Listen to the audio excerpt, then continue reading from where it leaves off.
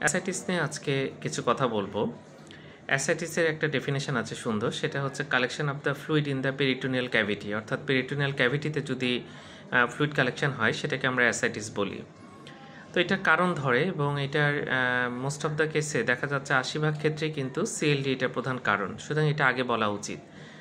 80% ক্ষেত্রে দেখা যাচ্ছে ক্রনিক লিভার ডিজিজ থেকে কিন্তু অ্যাসাইটিস হয়, এটাই সবার আগে অবশ্যই পরীক্ষা বলতে হবে।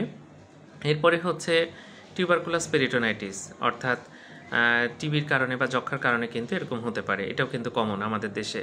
ইন্ট্রা অ্যাবডোমিনাল ম্যালিগনেন্সি, এটা যদি পেরিটোনিয়ামে মেটাস্টেসিস হয় তখন কিন্তু এরকম ফ্লুইড জমতে পারে, তাহলে এটাও কিন্তু কমন, ইন্ট্রা অ্যাবডোমিনাল ম্যালিগনেন্সি। আর তারপরে লিম্ফোমা কমন আমাদের দেশে, লিম্ফোমাতে কিন্তু এরকম হতে পারে, লিউকেমিয়াতে জমতে পারে, তাছাড়া প্যানক্রিয়াটাইটিসের পরে এরকম ফ্লুইড জমতে পারে, এগুলো কিন্তু কমন, এগুলো বলতে পারে। কনজেস্টিভ কার্ডিয়াক ফেলিওর, এটা মনে রাখতে হবে, কনজেস্টিভ কার্ডিয়াক ফেলিওরে কিন্তু ফ্লুইড জমতে পারে। এছাড়া হাইপোপ্রোটিনেমিয়া, নেফ্রোটিক সিনড্রোম বা হাইপোপ্রোটিনেমিয়া যে কোনো কারণে হলে কিন্তু অ্যাসাইটিস হতে পারে। ধন্যবাদ সবাইকে।